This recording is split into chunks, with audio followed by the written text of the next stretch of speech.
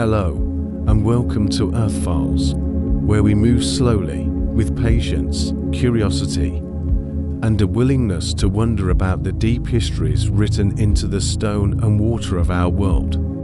Tonight, I'd like to invite you to lean back, breathe a little easier, and follow along as we travel, not just across time, but deep into the buried beginnings of life itself.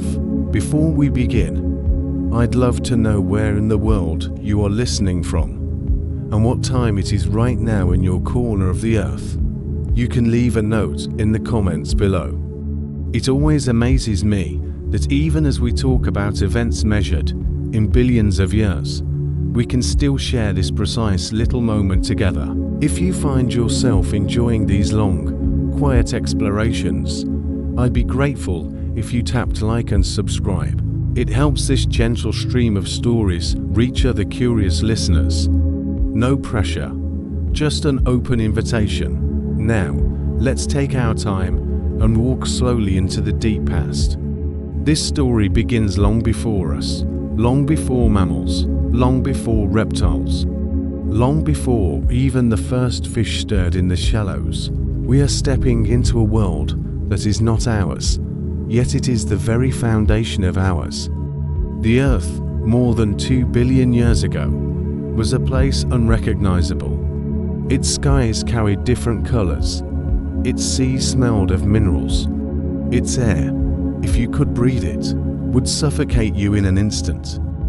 And yet, it was alive, not with forests or coral reefs or flocks of birds, but with something far more modest, and in its way, more powerful. Imagine standing on the shore of one of those early seas. The word shore may not quite fit, because the land was barren. No trees reached upward, no grass cushioned your steps. Instead, the ground was mostly rock, perhaps stained dark with crusts of microbial life clinging to damp patches, slick and slippery in the sunlight. The atmosphere above you glowed, not the soft blue we know, but perhaps a hazy orange or red, thick with methane and volcanic gases. The sun still rose and set as it does today, but its warmth played upon a surface that bore little resemblance to the landscapes we know. These were the Archean and early Proterozoic eons. Strange names, but appropriate ones. They describe a world both archaic and proto, ancient and yet beginning. In this era, life was dominated by microorganisms, small, invisible to our eyes, but everywhere, woven into mats that stretched across shallow waters, floating through the oceans like drifting dust. Among them were the architects of a transformation so immense that the entire planet would bend to their influence. Cyanobacteria. They were not dramatic creatures. They had no bones, no shells, no leaves or flowers. They were simple, and yet they carried a gift, or perhaps a burden, that would change everything. They could harness sunlight, splitting water to release energy, and as a byproduct of this alchemy, they gave off a substance that, at the time, seemed useless: oxygen. At first, this gas had no future. The oceans of that time were heavy with dissolved iron. Every bubble of oxygen that cyanobacteria released was quickly swallowed up. It bound with iron to form oxides, sinking into sediments, staining the seafloor with layers of rust-red rock. The earth became a canvas of iron and oxygen, painted slowly, over unimaginable spans of time. Today, we see these layers still, in the banded iron formations that lie exposed in ancient cratons across the world. Their stripes of red and silver are the diaries of those early seas, quiet testaments to the work of microbes that never knew they were writing history. To walk among those rocks now, billions of years later, is to touch a relic older than animals, older than trees, older than continents as we recognize them. Each layer whispers of oxygen exhaled into a world not yet ready to receive it. For millions upon millions of years, the oxygen vanished into the hungry oceans. A chemical dialogue between life and planet, patient and relentless. We might pause here and notice how easy it is, in the rush of daily living, to forget that even the smallest things can change the course of time. A bacterium smaller than a grain of dust altered the chemistry of the sky, not with intention, not with design, but simply by existing, by following its own nature. There is something humbling in that, something that reminds us that impact is not always measured in size or strength. Sometimes it is measured in persistence. If you could dream your way back into that world, it would not be silent. Though it might feel still, the seas lapped against bare shores. Volcanoes rumbled and released their vapors into the heavy air. Lightning struck, rain fell, rivers carved paths across naked stone. And in the waters, life swam invisibly, changing everything with each breath it drew. The planet seemed timeless, as if it might go on like this forever. A closed loop of rock, water, and microbes. But time, as always, was moving forward, and slowly, the balance began to shift. As the iron in the oceans became saturated, oxygen found fewer places to hide. Little by little, it began to escape, rising into the air, changing the atmosphere molecule by molecule. It must have been imperceptible to the life that lived then, just as the slow turning of a season is to us, yet the consequences were immense. Oxygen, for all its usefulness to us today, was a toxin too much of that early life. What had been harmless before was now an invisible danger. A gas that corroded, that burned chemically, that disrupted the fragile balance of anaerobic cells. The Earth was preparing for its first great extinction, though no creature at the time could have recognized it as such. For now, in this first part of our journey, we are standing at the edge of that shift, looking out over a world that seems eternal, but is already leaning toward change. The seas are iron-rich, the skies are thick, and life is simple. But the breath of something new has begun. It drifts upward from cyanobacteria, small and patient, accumulating slowly in silence. A whisper of oxygen, unnoticed but unstoppable, the world we know. The breath we take in this very moment is built on that whisper. The Earth is about to be transformed, and with it, the destiny of life itself. When we look at the story of life, we often think of sudden changes, explosions of growth, collapses of ecosystems, meteor strikes, volcanic outbursts, but many of the most profound shifts in Earth's history began quietly. So quietly that the world itself seemed unaware of what was happening. The Great Oxygenation event was one of these. Not a single moment, but a long unfolding. A slow alchemy measured not in centuries or even millennia, but in millions upon millions of years. The oceans were the first to feel it. Imagine a vast sea, stretching from horizon to horizon, not the clear blue waters we know, but heavy and dark, rich with dissolved metals. The very chemistry of the sea was different. Iron drifted invisibly within it, as common then as salt is in our oceans today. Every molecule of oxygen produced by photosynthetic microbes found itself caught in a reaction, colliding with iron, bonding tightly, and sinking to the sea floor. Layer after layer of oxidized iron settled into sediment, some of it red with hematite, some black with magnetite. Over time, these deposits built into thick formations, alternating bands of metallic shimmer and rusty stone. These are the banded iron formations we now quarry in places like Australia, Canada, and South Africa. They are not just rocks, they are records. Diaries of invisible breaths.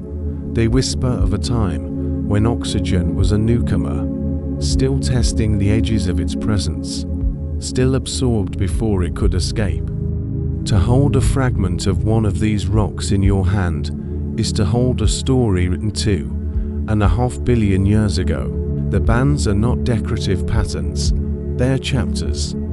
Each one marks a cycle of oxygen production, ion saturation, and chemical settling. A pulse of microbial life, exhaling into the sea, staining it red, then fading again. The cycle repeated endlessly, quietly, unseen. Yet with each cycle, the Earth moved closer to a threshold. It is humbling to think that the colors we see in these stones, the reds, the grays, the metallic gleams, were once changes in the very chemistry of the world. They are not symbols, they are physical imprints of the planet turning a page. When light strikes those bands, it is not just stone we are seeing. It is the breath of ancient microbes, still visible after billions of years, fossilized not as bodies, but as chemistry. For the organisms alive then, there was no awareness of this transformation. Cyanobacteria grew in mats along the shorelines, forming colonies known as stromatolites.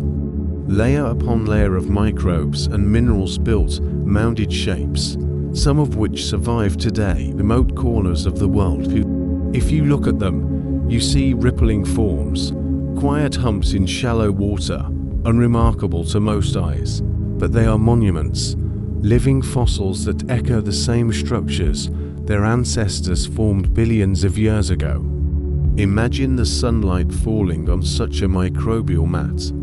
Each tiny cell works like a miniature factory, drawing in carbon dioxide, splitting water, releasing oxygen. The tide rises and falls. Sediment drifts and settles, the mat thickens slowly, and with it, oxygen continues to flow. It is not the drama of a forest spreading in seasons, nor of animals migrating across plains. It is quieter, slower, yet its impact is greater than almost any other event in Earth's long history. As oxygen combined with iron, the oceans slowly shifted in appearance. The waters took on reddish hues, iron oxides clouded the shallows. The chemistry of the sea was rewriting itself. What had once been a greenhouse world, warmed by methane and sheltered beneath a hazy atmosphere, was beginning to change into something clearer, sharper, less forgiving. We might pause here and reflect on how change often works. At first invisible, at first absorbed, then, slowly, building towards something irreversible. The oxygen in those seas was still locked away, still hidden in minerals, but already the balance was tipping. What makes the story even more compelling is how it is written into the crust of the Earth. Banded iron formations are not scattered everywhere. They occur in ancient shields, in the oldest rocks of the continents. Their presence tells us not just about the chemistry of the oceans, but also about the vast timescales over which this transformation unfolded. The layers are measured in meters, sometimes in kilometers, each one representing thousands of years of microbial breathing. If you stand in front of one of these outcrops today, you are seeing not just stone, but time itself, stacked in silent stripes. It is like looking at tree rings, but on a scale almost beyond comprehension. Each line whispers, here is where oxygen touched the ocean. Here is where iron accepted it. Here is where the balance held, until the next wave of breath arrived. Eventually, the iron was exhausted. The oceans could absorb no more. And when that happened, oxygen began to accumulate beyond the sea. It began to escape into the air. That moment, though stretched across millions of years, was a turning point as profound as any in the planet's history. A gas that had been invisible and harmless became something different. It became an agent of change. For the anaerobic life that had thrived in oxygen-free conditions, this was a poison seeping into every environment. For the planet itself, it was a reshaping of atmosphere and climate. And for us, standing billions of years later, it was the beginning of the possibility of breath. To imagine the Earth at this threshold is to imagine a paradox. On one hand, it was still the same world of microbes, of barren land, of strange seas. On the other hand, its chemistry was about to cross a line that, once crossed, could not be undone. Oxygen was no longer just a byproduct. It was a force. It was a presence that would accumulate in the skies, alter the greenhouse balance, strip away methane, and cool the Earth in ways that life had never encountered before. The great rusting of the oceans was the first act. The coloring of seas with iron oxides was like a prelude. The Earth was preparing itself for a transformation so immense that even continents, climates, and skies would be remade. All of it began with the quiet persistence of microbes. Perhaps there is a lesson here, hidden in the calm layers of those ancient rocks, that the most profound revolutions are not always explosive, that sometimes the world changes not through noise, but through persistence, not through sudden drama, but through patience. The banded iron formations are patient records. They waited billions of years to be read, and when we read them, we find that they tell a story of endurance. If you close your eyes and imagine drifting over those early seas, you might see the light filtering through red-stained waters. You might sense the slow fall of oxidized iron, the whisper of bubbles rising from mats of microbes. You might feel the planet holding its breath, waiting, as the oceans filled with color, and the air began to stir with something new. The world we know was not yet here, but it was forming, quietly, layer by layer, breath by breath. The seas were writing their testimony in stone, and the story was only just beginning. The oceans had been patient record keepers. For millions upon millions of years, they absorbed the oxygen produced by tiny cells, binding it into minerals, sinking it into stone. But patience has its limits. Eventually the seas could hold no more. The iron was exhausted. The chemical sponges that had soaked up oxygen for so long were saturated. And so, little by little, oxygen began to linger in the water itself. At first, the difference would have been invisible. No sudden color shift, no crushing wave of change. Just a subtle alteration in the chemistry of the oceans. Oxygen, free and unbound, drifted through the water. It began to interact with other elements. It began to accumulate. The seas, once heavy with iron and methane, grew clearer in some places, stranger in others. To look into those waters would have been to gaze into an alien ocean. Imagine standing beside such a sea, the surface ripples in the wind. The light of the sun filters through a thinner haze than before, striking the water with a brightness not known in earlier eons. The colors would seem wrong to us, reddish hues where oxides swirled, pockets of green where microbial mats flourished, a faint shimmer of clarity where oxygen was beginning to change the chemistry. This was not the blue ocean we know. It was a restless, shifting body of water caught between two worlds. The great rusting was more than just chemistry. It was a transformation of the very face of the planet. Vast deposits of iron oxide settled across seafloors. Sediments thickened with alternating bands, recording the cycles of microbial growth and oxygen release. When we quarry these stones today, we are tapping into the memory of those oceans. The red and grey layers are not random. They are the heartbeat of ancient seas, frozen into rock.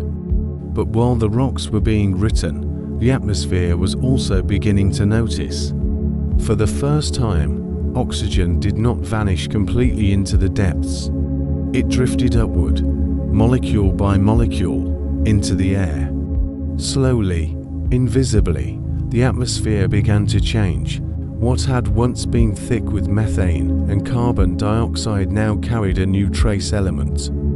A reactive, dangerous, transformative gas, oxygen. For us, oxygen is life. We breathe it every moment. It fuels our cells, supports our fire, shapes our very existence. But for much of the life that came before, oxygen was death. It was toxic. It corroded delicate cellular machinery. It damaged proteins. It burned, not with flame, but with chemical reaction. To those early anaerobic organisms, oxygen was not a gift. It was a poison spreading across their world. Extinction does not always arrive with noise. Sometimes it arrives as a breath. The first great extinction in Earth's history was not marked by falling comets or erupting volcanoes. It was marked by the slow rise of oxygen. For the countless microbes that had thrived in its absence, the air itself became uninhabitable. Entire lineages vanished. Ecosystems collapsed. The dominance of anaerobic life was broken. And yet, at the same time, new possibilities emerged. Some microbes developed ways to cope with oxygen. They evolved mechanisms to neutralize its damaging effects. A few even learned to use it, turning a poison into a source of energy. In that moment, the seeds of our own existence were planted. For the ability to use oxygen in metabolism to breathe in the way we understand it opened doors to more complex, more powerful forms of life. But we are not there yet. For now, the Earth was caught in transition. The seas rusted, the atmosphere shifted, the skies began to change. Methane, a potent greenhouse gas, was broken down by oxygen. The blanket that had warmed the Earth began to thin. The planet cooled. Sunlight, no longer filtered through a dense haze, shone more directly onto the surface. The skies themselves shifted color, from orange or red to something closer to the soft blue we know today. Pause for a moment and imagine that transformation. A sky slowly turning blue for the first time in Earth's history. Clouds drifting across a clearer expanse. Sunlight sparkling differently on the waters. To us it seems ordinary, but to the microbes living then, it was catastrophic. A shift as dramatic as fire to a forest, or drought to a river. We might think of this as a paradox. What was disaster for many forms of life was opportunity for others. The Great Oxygenation event was both an ending and a beginning. The planet was not choosing sides. It was simply changing, as it always does, reshaping itself according to chemistry, physics, and time. Life either adapted or vanished. In our own time, when we consider change, it is often through the lens of human lifespans. We mark decades, centuries, perhaps a millennium or two. But the oxygenation of Earth unfolded over tens of millions of years. Entire lineages rose and fell within the span of this shift. Whole landscapes were erased, reformed, and forgotten, while oxygen quietly rewrote the script of life. We might wonder, what would it feel like to dream of such a world? To step into the ancient shallows and see stromatolites building their slow monuments, while unseen gases transform the skies? Would we notice the danger, or would it feel like nothing at all? Perhaps the greatest changes often arrive unnoticed, not in their first moments, but in their long consequences. The great rusting of the oceans was the first visible mark of this extinction. The seas themselves testified to what was coming. They shifted from iron-rich to oxygenated, from red-tinted to clearer, though not yet the familiar blue, and in that clarity, new light entered. Sunlight penetrated deeper, energy reached further. Photosynthesis expanded its reach. Life itself was being prepared for the next stage, but survival is not guaranteed. For many, the rise of oxygen meant only collapse. The anaerobic dominions that had ruled Earth for billions of years were shrinking. Their safe havens grew fewer. They retreated to sediments, to deep waters, to places where oxygen could not reach. There, in the shadows, they survived, and some of their descendants still live today in the quiet corners of our planet. Every swamp, every deep vent, every oxygen-free pocket of Earth carries echoes of those first survivors. They remind us that not all life moved forward. Some simply endured, unchanged, in the margins. As for the rest, oxygen claimed the world. Slowly, irrevocably, the seas rusted, the skies cleared, the atmosphere transformed. The first extinction had begun, and with it, the path toward everything that would follow. Oxygen did not stop at the surface of the oceans. It did not remain politely dissolved in shallow waters or politely absorbed into minerals. It continued its climb. With every molecule released by photosynthetic microbes, with every iron atom oxidized and settled onto the seafloor, the balance tilted. What could not be captured below drifted upward. The atmosphere, once thick with methane and carbon dioxide, began to take on a new composition. Oxygen molecules scattered into the sky, free for the first time in Earth's history.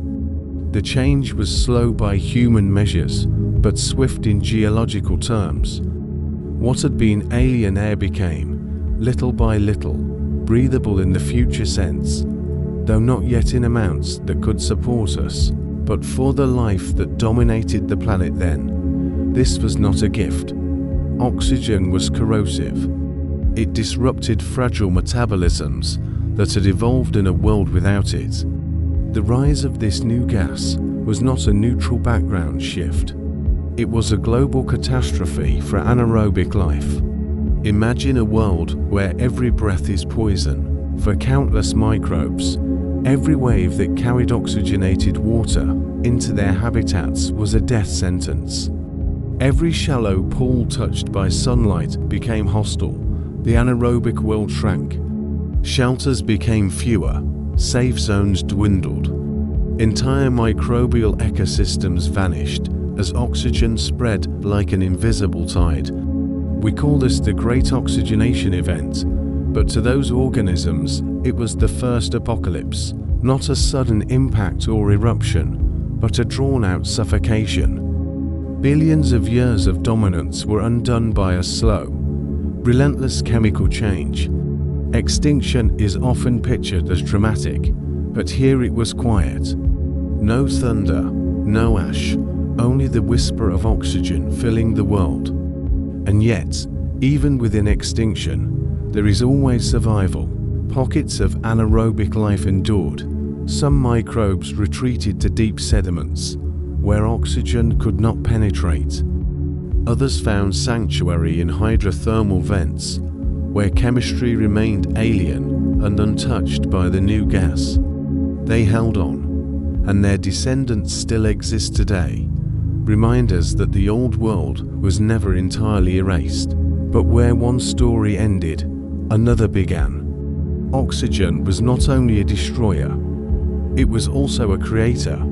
Certain organisms found ways to protect themselves from its toxic effects. They developed enzymes that could neutralize oxygen's reactive nature. For some, these defenses went further, turning oxygen from threat to ally. The first steps toward aerobic respiration were taken. This was a revolutionary adaptation. Oxygen, once deadly, became a source of power. Cells could extract far more energy from their food by using oxygen than they ever could through fermentation alone. It was as if a new fire had been discovered at the cellular level. With more energy came more complexity, more potential. This change would eventually lead to the rise of multicellular life. But in these early days, it was only a spark. The spark spread slowly. Oxygen levels in the atmosphere remained low by modern standards. They fluctuated, rising and falling with geological cycles. Sometimes oxygen surged, sometimes it receded. For millions of years, the Earth was caught in a chemical tug-of-war between production and consumption, between oxygenation and its absence. But the long trend was clear. The air was changing. The surface of the planet was transforming. Methane, broken down by oxygen, no longer insulated the Earth as it once had. The greenhouse blanket thinned. The planet cooled. This cooling was profound. Without methane's warming influence, sunlight alone was not enough to keep the Earth as warm as it had been. Ice advanced. Glaciers spread. Entire continents may have been locked in frost. Some scientists believe this cooling contributed to the first global glaciations, sometimes called snowball Earth events, though the exact timing is debated. If true, then oxygen did not only suffocate life, it also froze the planet. Imagine it. A world slowly turning blue in the sky, while the land below whitens with spreading ice. Shallow seas filled with rust-colored sediments, while glaciers creep across ancient continents. Life huddling in the oceans, adapting or perishing, while the planet itself shifts between heat and cold. This was Earth remaking itself, not in an instant, but in a drawn-out symphony of change. For us, it is difficult to imagine the scale of this time. We measure lifetimes in decades. We speak of history in centuries or millennia. But here we are tracing millions of years. Entire landscapes could rise and vanish, while oxygen continued its slow accumulation. To think of this change is to think in deep time. It is to see Earth as a restless canvas, painted over again and again, each layer obscuring what came before. The first extinction was not complete annihilation. It was transformation. Anaerobic worlds retreated into shadows. Aerobic worlds began to expand. The seas rusted. The skies shifted. Ice advanced. The planet that emerged was unlike the one before. What lessons might we take from this? Perhaps that permanence is an illusion. The conditions we take for granted, our breathable air, our familiar skies, are products of deep and violent change. They are not eternal. They are temporary states in a long continuum. The world has been otherwise before, and it will be otherwise again. And yet, in that long continuum, every change brings forth new possibilities. Without oxygen's rise, we would not be here. The great oxygenation event was extinction for many, but it was the foundation of everything that followed. It was catastrophe and creation, silence and opportunity, an ending and a beginning. The rocks remember it still. Every banded iron formation, every deposit of rusted stone, carries the memory of seas that once turned red. When you see those rocks, you are looking at the scars of the first great extinction. You are seeing the evidence of a world remade.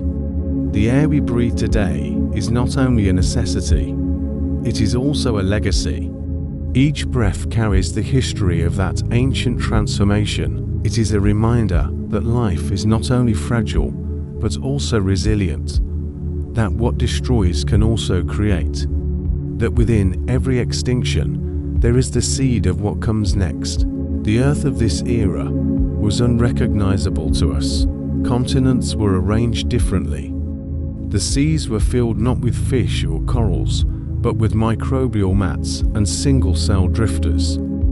Above it all, the atmosphere was in flux, carrying a gas that had only recently arrived in dangerous abundance.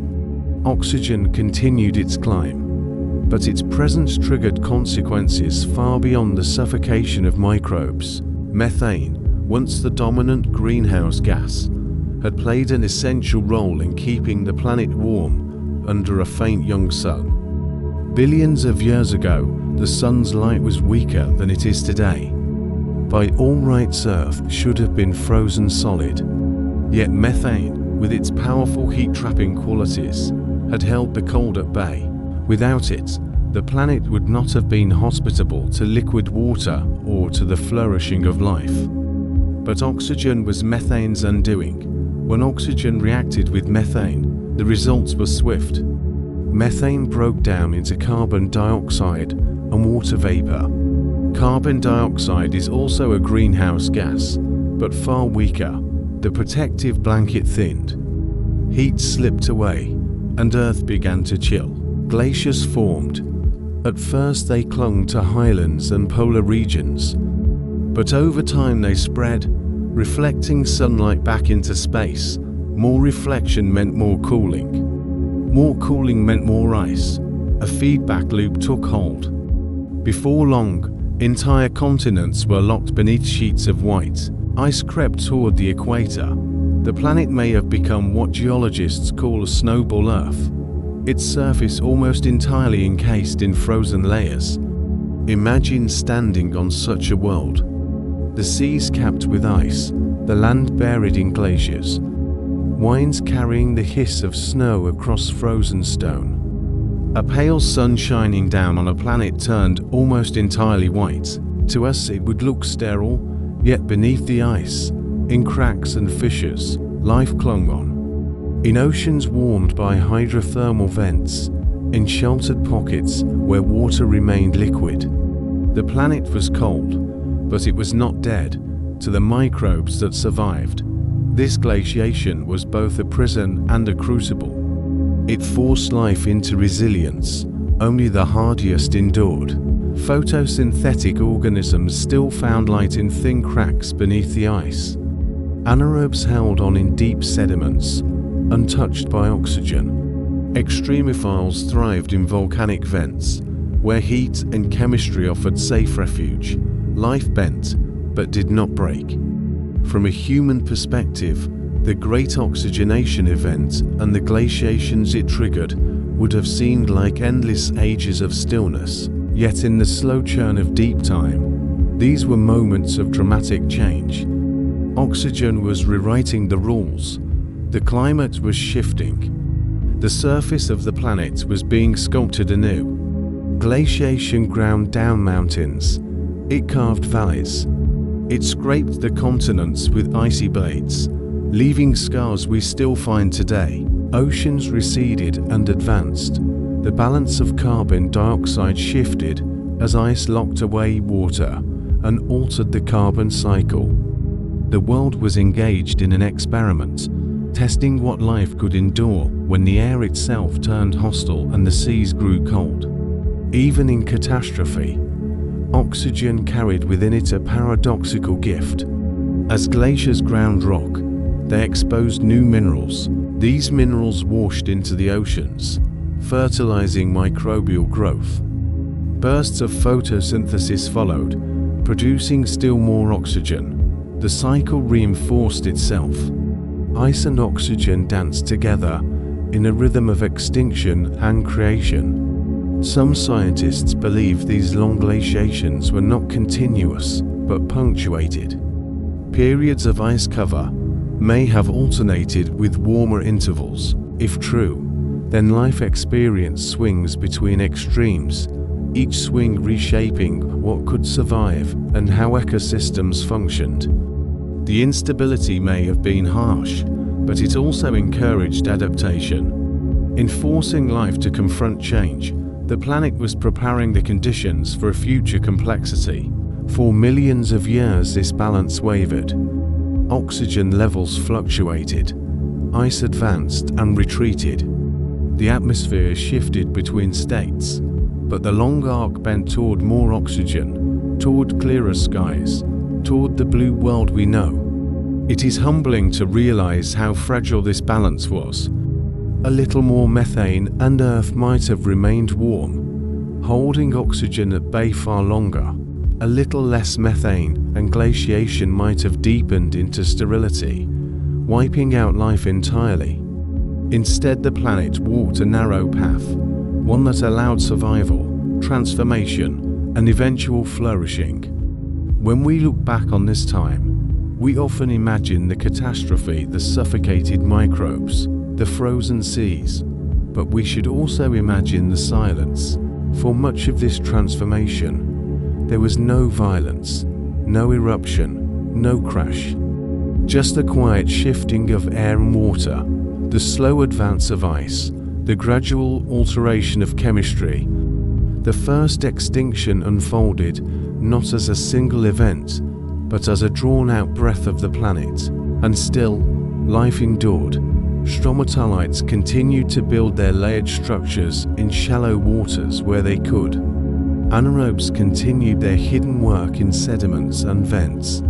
Aerobic organisms, still few in number, expanded cautiously into the niches oxygen created. In their small, unseen ways, they were laying the foundation for the future. We may ask ourselves, why did oxygen win?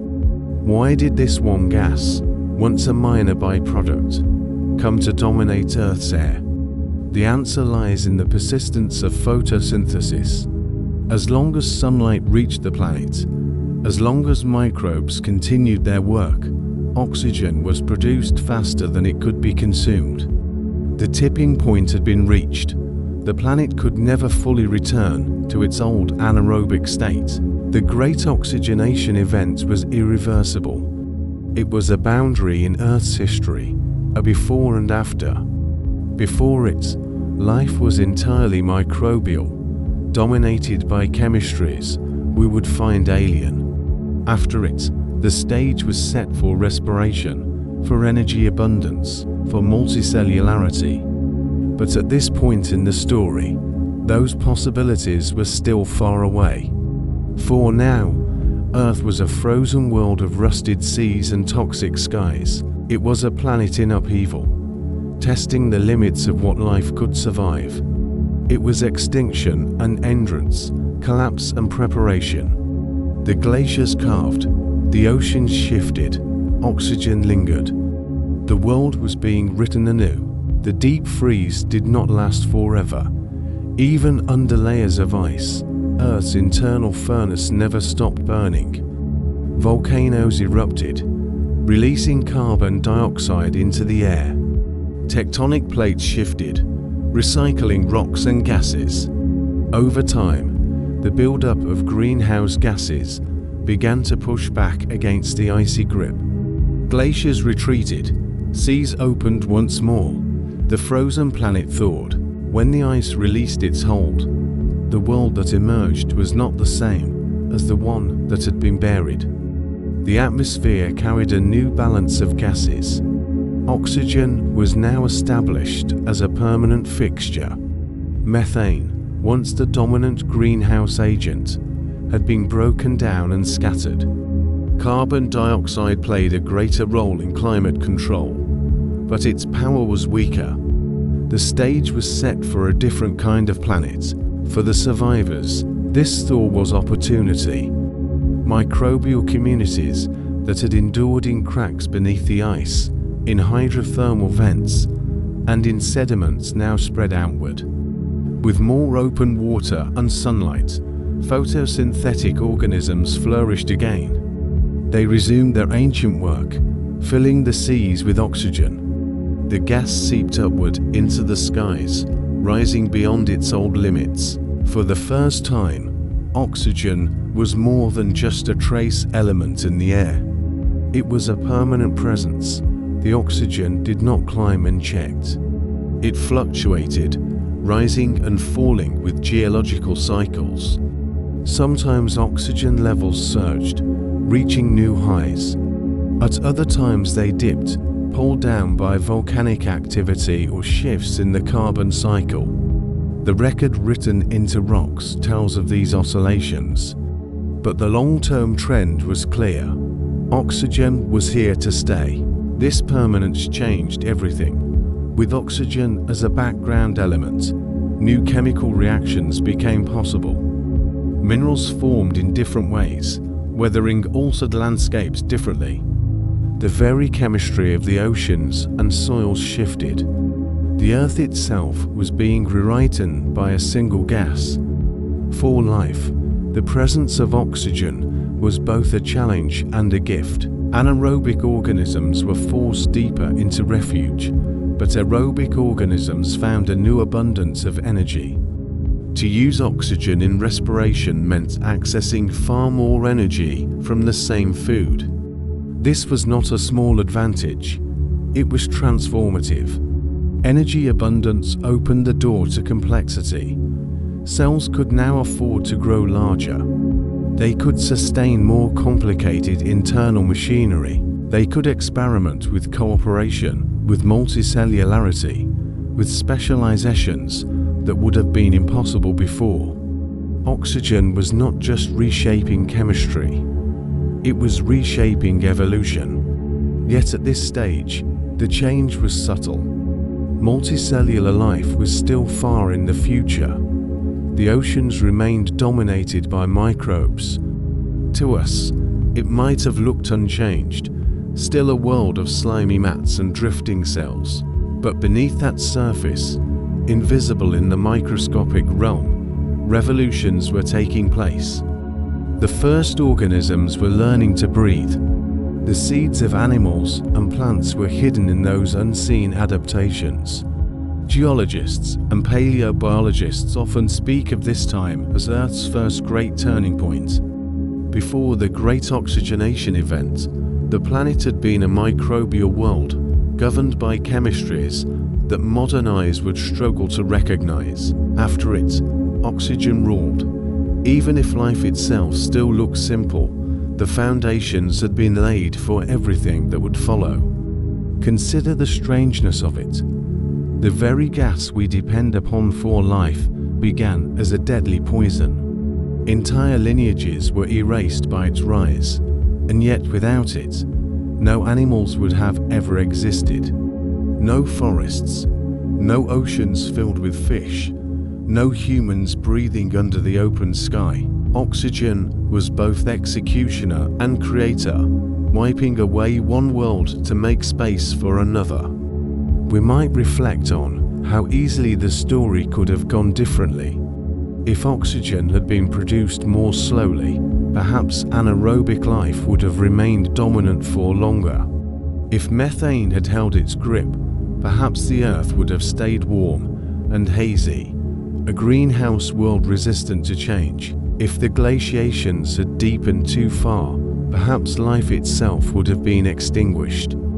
The balance was delicate, the outcome uncertain. Yet somehow, the path led here. And what of the atmosphere itself?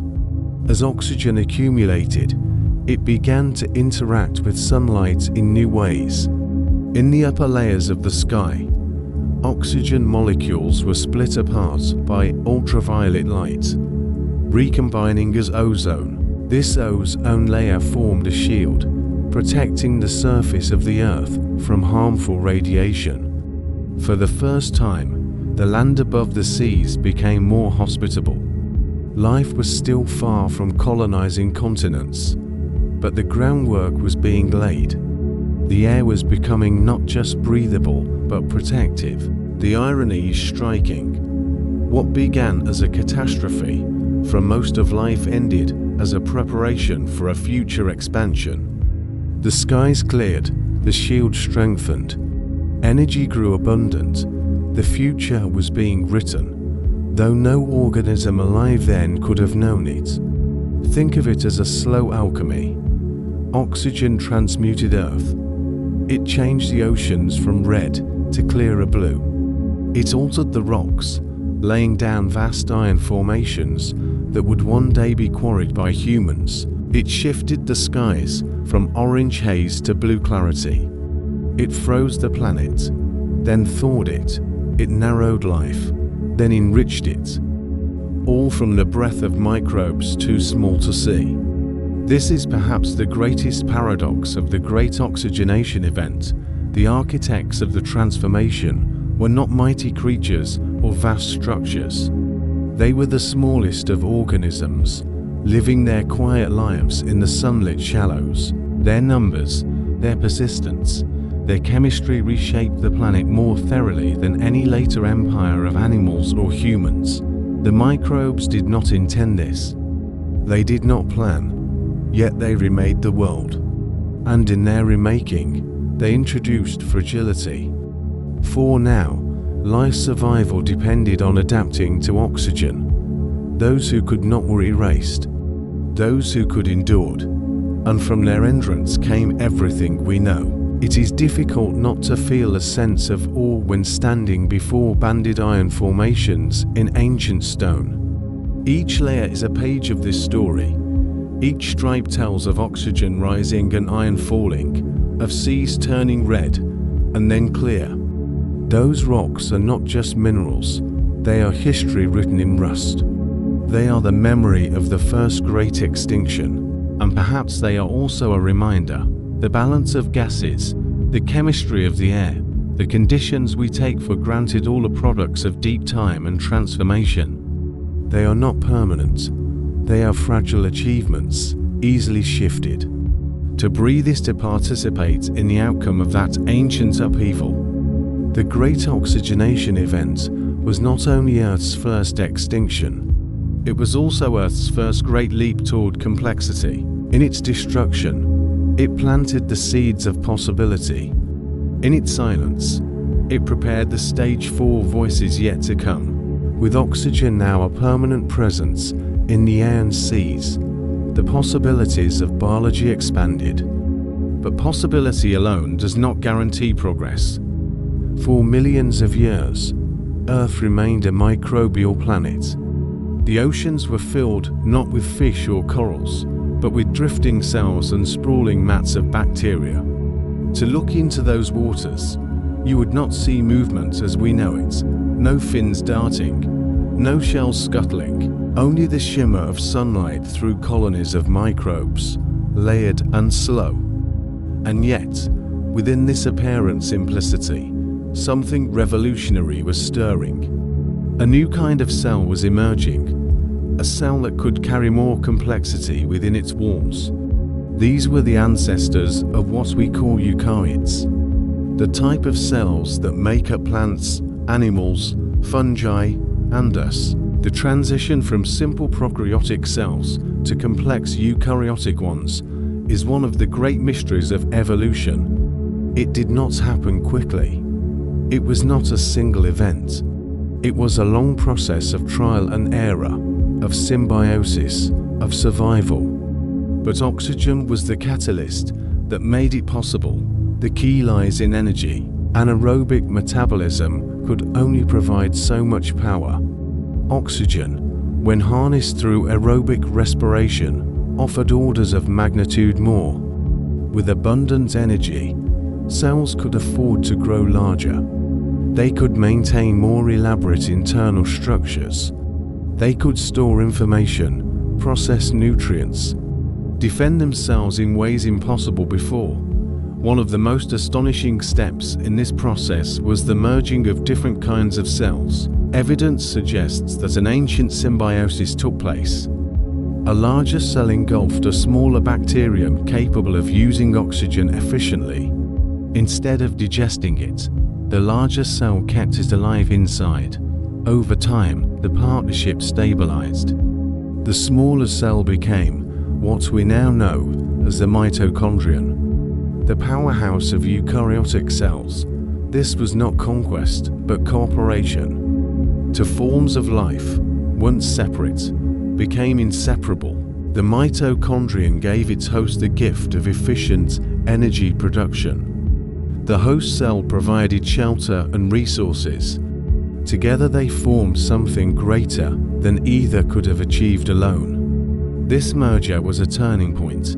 Without it, complex life as we know it would never have been possible. But such partnerships did not arise easily. They required a world where oxygen was present, where the smaller cells had already adapted to using it, where opportunities for engulfing and surviving cohabitation were possible. The Great Oxygenation event created the stage.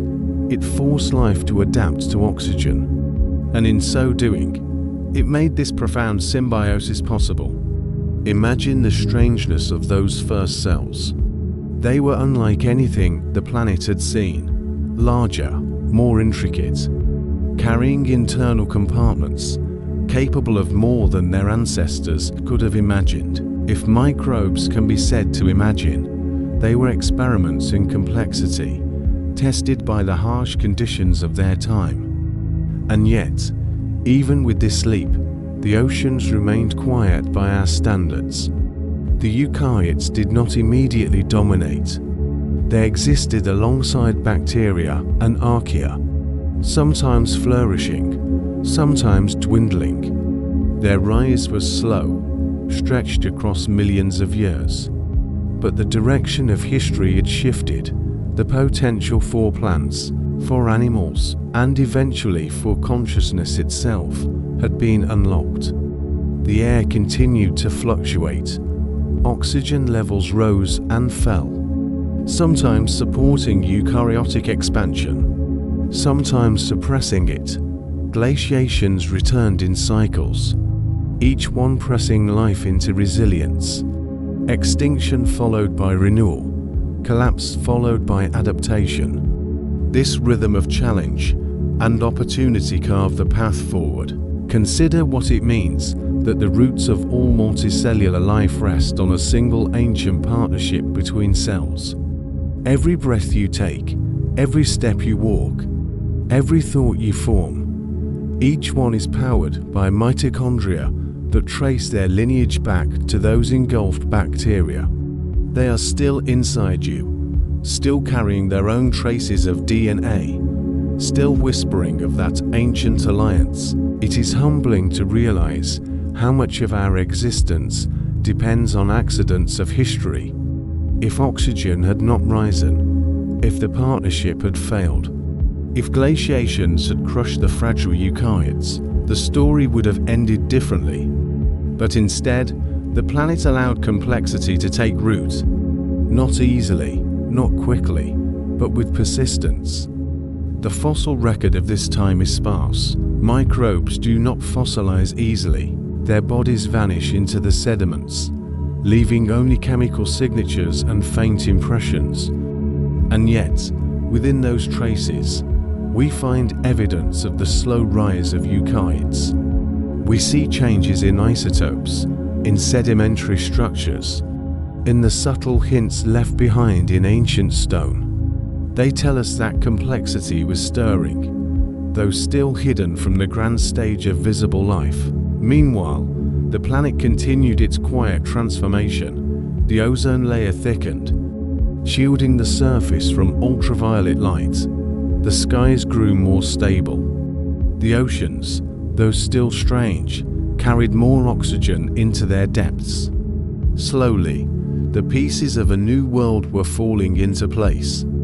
To us, it may feel as though the story is crawling. Millions of years pass with only microbes drifting through alien seas, but in deep time, this was the groundwork for everything. Without this slow preparation, without this patient laying of foundations, the sudden bursts of life that came later, the Cambrian explosion, the forests, the animals, would never have been possible. It is here that we should pause and reflect. The Great Oxygenation event was not a single catastrophe, nor a single triumph. It was a long process of adjustment, a dialogue between life and planet. Microbes released oxygen, the Earth responded with rust. With ice, with extinction, life responded again, adapting, merging, experimenting. The back and forth continued, each step reshaping the conditions of existence. From this conversation between life and planet, complexity emerged. It was not planned, it was not directed, but it was real. The air we breathe is not only chemistry, It is the outcome of billions of years of struggle, of survival, of accidents that became destiny. And perhaps, if we dream ourselves into that ancient ocean, drifting among microbial colonies, we might feel the weight of what was happening. We might sense the invisible presence of oxygen rising around us, shaping futures none could yet imagine. We might realize that the greatest revolutions do not always look dramatic in their beginnings. Sometimes they are as quiet as a breath. The great oxygenation event did not just extinguish life. It created the conditions for life to dream bigger, to grow more complex, to look upward one day and wonder about its own origins. By the time oxygen had become a permanent fixture of Earth's atmosphere, the foundations for everything that would follow were already in place. What had begun as a byproduct of tiny cyanobacteria had turned into the most transformative force the planet had ever known. Oceans no longer shimmered in rusty hues alone. The skies were clearer, sunlight reached farther. Air itself carried the possibility of greater energy. The eukaryotic cells that had begun their quiet experiments with complexity found themselves in a world with more room to expand. Their mitochondria worked steadily, drawing power from oxygen. With each passing generation, they tested new forms of cooperation. Some remained solitary, floating as individuals in the currents. Others began to gather, to link their lives together, to share division of labor, even if only in the simplest forms. These early colonies were whispers of what would one day become multicellular organisms. For millions of years, these small shifts went unnoticed in the grand scale of time, but they were building momentum. Life was slowly preparing for its next great leap. The move from single cells to communities of cells that functioned as one. This too was not inevitable. It required conditions that were fragile and rare. Enough oxygen to sustain complexity. Enough stability in climate for cooperation to be tested. Enough patience in time for experiments to succeed. Geological records hold faint echoes of this transition. In the chemical makeup of ancient rocks, in the microscopic fossils that appear like smudges under a microscope. They tell us that multicellularity began to emerge more than once, not as a single event, but as a recurring theme. Different groups of eukaryotes tried it. Some succeeded, some failed, some left no descendants, and yet the idea of cells living together, bound in cooperation, took hold. The Earth itself reflected these changes in subtle ways. Oxygen seeped deeper into the oceans, though not evenly. Some regions became rich in it. Others remained anoxic, hostile to life that depended on oxygen. The planet was patchy, a mosaic of environments. In some places, life found opportunities for expansion. In others, it clung to its ancient anaerobic ways. The balance was delicate. Too much oxygen in shallow seas could trigger chemical imbalances. Too little in the depths could smother progress. Yet through all these fluctuations, the overall trend was clear. Oxygen was here to stay. It had become part of the planet's permanent story. When we look back, we often search for dramatic moments. The first animal, the first plant, the first sign of intelligence. But much of Earth's history, written in long silences, in small, incremental steps that stretch across unimaginable spans of time. The Great Oxygenation event was one of those silences. It was not an explosion of sound, but a steady hum, a slow accumulation that reshaped everything. Imagine breathing the air of that time. It would not yet be rich enough for us to survive. Oxygen levels fluctuated, sometimes dropping to levels that would leave us gasping. Yet for the organisms of that era, it was more than enough. It was an invitation, a force that allowed energy to flow more freely than ever before. We are used to thinking of energy in terms of fire, of engines, of electricity. But in that ancient world, energy meant survival on the smallest scale. How much power a cell could extract from its environment, how much it could use to grow, to divide, to build structures more elaborate than before.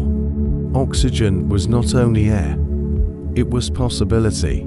The formation of the ozone layer, high above the Earth, added another quiet gift. For billions of years, ultraviolet radiation had streamed down and filtered. It made the surface hostile, a place where life struggled to survive. But as oxygen molecules collected, some formed ozone. And with ozone came protection. Suddenly the surface was less deadly. Sunlight could warm and nourish without burning as deeply. Land, once uninhabitable, was slowly being prepared for life's future expansions. This is one of the paradoxes of the Great Oxygenation event. It was both destructive and creative. It extinguished vast swaths of life that could not tolerate oxygen, yet it laid the groundwork for all the complexity to come. It froze the planet, then thawed it, it poisoned, then nourished. It was catastrophe and opportunity at once. Even now, billions of years later, we are still breathing its outcome. The air in your lungs carries the echo of those cyanobacteria. Every breath is a direct inheritance from that ancient transformation. Without it, there would be no forests, no animals, no humans to wonder about their origins. Scientists today trace this story not only through rocks and fossils, but through the chemistry of our own bodies. The way our cells use oxygen, the way mitochondria power us, the way our very existence depends on a merger that happened in a microscopic world we will never fully see. The evidence is not just in stone, it is in us. Sometimes, late at night, it is worth reflecting on what it means to be part of that lineage. To know that our breath, our pulse, our thoughts are all linked to a planetary shift that began more than 2 billion years ago. The Great Oxygenation event is not only history, it is the ongoing process of every inhalation we take. And perhaps, if we let our imagination wander, we might wonder what it felt like for those early organisms. Did they sense change? Did they notice the slow intrusion of oxygen into their world? Or did they simply live, unaware that they were part of something vast and irreversible? In truth, they could not have known. But their survival, their adaptations, their small victories became the foundation of all that followed. The Earth does not hurry. It does not explain itself. It simply unfolds, layer by layer, year by year, through cycles of change. The Great Oxygenation event was one of its longest and most profound transformations. And though it ended long ago, its consequences are with us still. The story of oxygen is also the story of balance. For while it brought new opportunities, it also brought new dangers. Oxygen is reactive. It sparks chemical changes easily. It corrodes, it burns.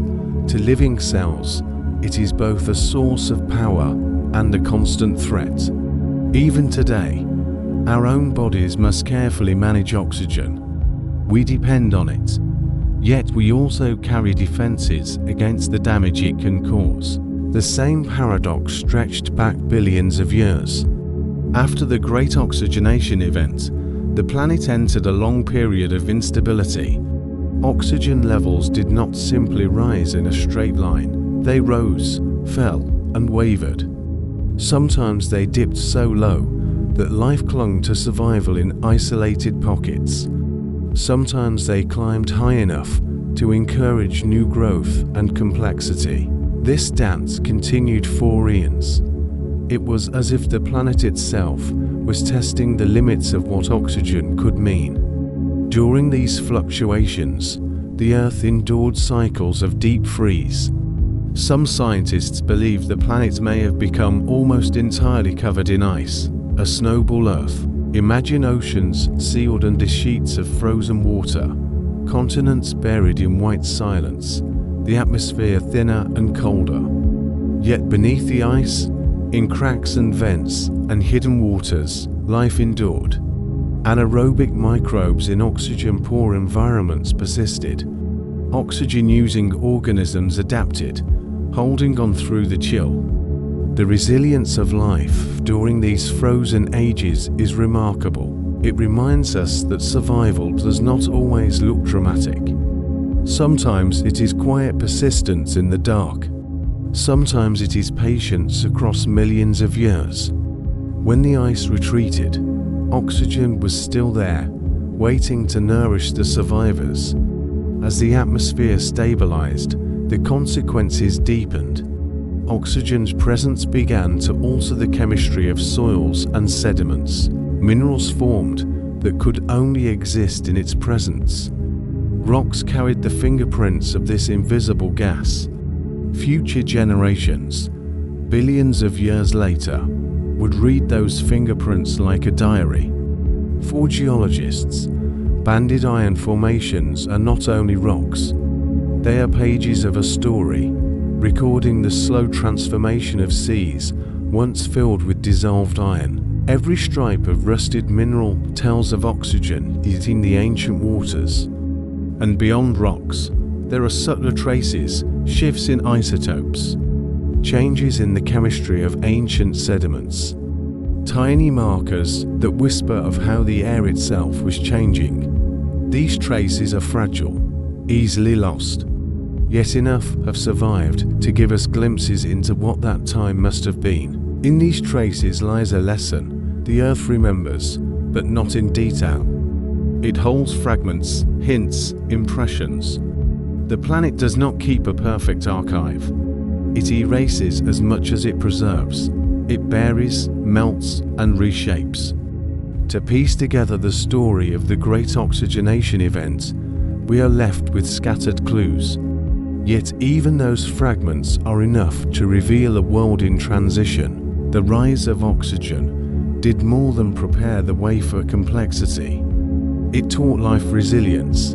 It forced adaptation. It reminded the biosphere that survival depends on flexibility, on the ability to turn a threat into an opportunity. Out of poison came possibility. Out of extinction came expansion. And in this we can see a reflection of our own time. We to live in an atmosphere that sustains us but can shift with our actions. We to depend on balance, fragile and precious. The story of oxygen reminds us that the planet can change profoundly, and that life must change with it. Yet there is also comfort in knowing that life has endured greater upheavals than we can easily imagine. Entire oceans have rusted, entire skies have transformed, continents have frozen and thawed.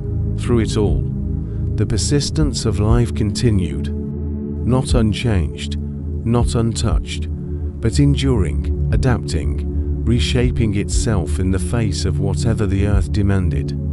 Perhaps this is the most humbling thought of all, that we, with our breath and our thoughts, are the current form of that persistence.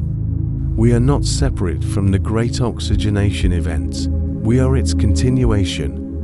Each inhalation ties us back to that ancient time. Each heartbeat is powered by mitochondria that once were free-living organisms, adapted to a new world filled with oxygen. The Great Oxygenation event is not only past, it is present in every living cell that uses oxygen today. It is present in every forest, every meadow, every breath of wind.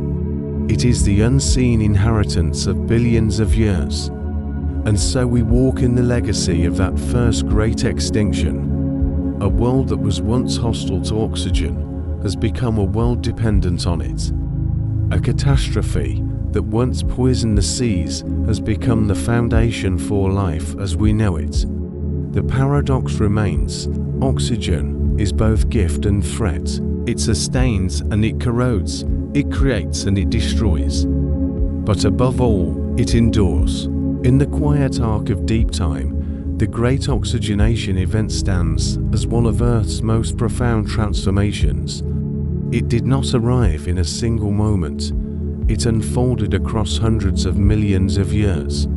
It was a slow rising tide, invisible and relentless, turning the planet into something new. What began with tiny cyanobacteria drifting in ancient seas became a planetary force. Their quiet photosynthesis released a molecule that changed everything. At first it disappeared into rocks and waters. At first it left no mark, but over time the balance tipped. The air itself shifted, the oceans rusted, the planet froze and thawed. Life perished and survived. Out of the wreckage came new forms. Cells that learned to breathe, cells that learned to cooperate. The cost was immense. Entire lineages vanished. Whole ways of life ended. For the anaerobic organisms that had flourished for billions of years, oxygen was death. To them, it was a poison creeping into every corner of their world. Yet for others, it became energy. It became possibility. It became the foundation for complexity. This is the paradox of oxygen. It is not gentle. It is not kind. It is a force that burns even as it sustains. To live with oxygen is to carry both gift and danger. Even in our own bodies, oxygen powers every heartbeat, every thought, every movement. And yet it also threatens us with its reactivity. We carry defenses against the damage it can cause. We live on the edge of balance, as life has since that ancient time. The legacy of the Great Oxygenation event is everywhere, in the blue of the sky, in the ozone shield that protects us, in the rust-red rocks that carry its signature, in every tree that exhales oxygen into the air, in every lung that breathes it in. It is not a distant memory. It is the air itself. The consequences of that slow, inexorable transformation are still with us today. Every time we inhale, we are participating in a chain of events that began billions of years ago. Every time we exhale, we are completing a circuit created in the seas of an alien world. The gift of oxygen shaped Earth long before humans existed, yet we are inseparable from it now. And perhaps the most humbling truth is this: we are the outcome of catastrophe. Our existence depends on an extinction event that remade the world long before humans or animals or plants were possible. We walk on a planet that has reinvented itself many times, each reinvention costly, each reinvention opening new doors. Every glacier that advanced and retreated, every rusting iron formation laid down, every microscopic shift in ocean chemistry carried lessons for life. Some survived, some perished. The survivors carried forward adaptations that would ripple across eons, shaping what would eventually become complexity, awareness, and thought. If we imagine the perspective of a single cell at that time, the world must have seemed hostile and uncertain. Oxygen was an invisible predator, spreading through the water, altering chemical balances. Glaciers advanced, seas shifted. Every day carried new challenges, and yet some cells endured. They found niches, they merged, they adapted. They formed relationships that would define life itself. The invisible, the small, the unnoticed were writing the script of Earth's future. In their survival lay hope and transformation. The first eukaryotes were experimenting, slowly, quietly. Each experiment that succeeded became the foundation for the next. With mitochondria harnessing oxygen efficiently, these cells could grow larger. They could store more energy. They could divide responsibilities within themselves, separating functions into compartments. The groundwork for multicellularity, for specialization, for the eventual emergence of animals, plants, and fungi was laid in these tiny, imperceptible steps. Time itself was a collaborator. Slowly, inevitably, life learned to work with oxygen rather than be destroyed by it. The Earth was still a harsh and uneven place. Oxygen levels fluctuated. Some parts of the oceans were rich in it, others poor. Some areas became almost inhospitable. Microbes adapted, they specialized. Life spread into niches that were safe or advantageous. Over millions of years, oxygen continued to rise. The atmosphere stabilized. The oceans carried it deeper. The ozone layer formed above. Gradually, sunlight could penetrate the surface without the same deadly intensity it once carried. The planet became a place where life could dream bigger than it ever had before. This was also a time when extinction and creation were inseparable. Organisms that could not cope with oxygen disappeared. They were erased from the planet's living record. It was a form of natural selection on a planetary scale. And yet this very loss opened the door for new forms. Life that adapted could expand into the spaces left behind. The air itself became a medium of opportunity, a force that pushed life toward complexity. Without those extinctions, there could have been no rise of eukaryotes, no multicellularity, no forests, no oceans filled with animals, no humans capable of reflection. We are the descendants of that persistence. Every cell in our bodies carries traces of those first partnerships. Our mitochondria are the legacy of ancient bacteria that were engulfed and preserved, repurposed to serve a larger host. They allow us to process oxygen, to thrive in an atmosphere that was once deadly. Every heartbeat, every thought, is a continuation of that experiment. The story of our existence is inseparable from the Great Oxygenation event. The scale of this perspective is difficult to grasp. Millions of years of slow chemical change, of microscopic experimentation, of extinction and endurance, led to a world capable of sustaining life like ours.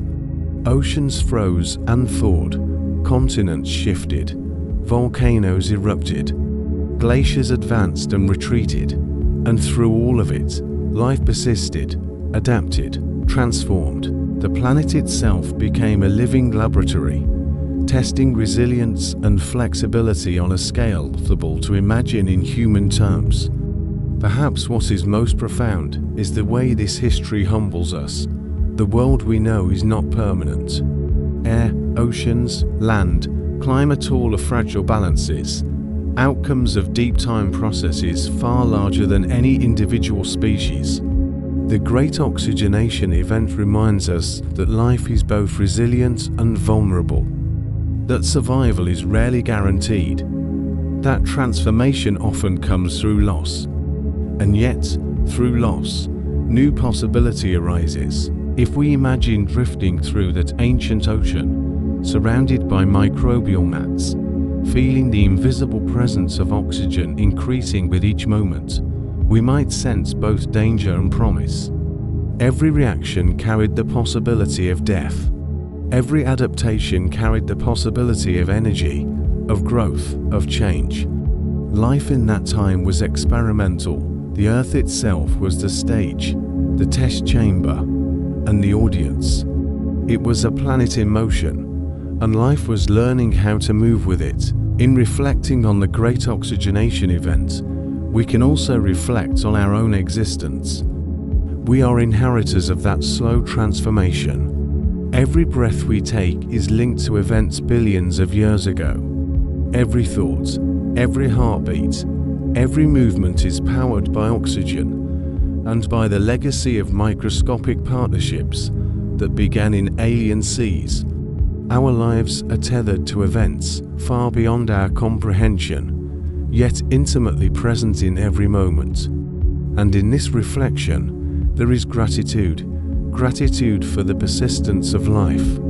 Gratitude for the balance that allowed complexity to flourish. Gratitude for the invisible forces that created the air we breathe. We owe our existence to events that were indifferent to us, yet through them, life endured.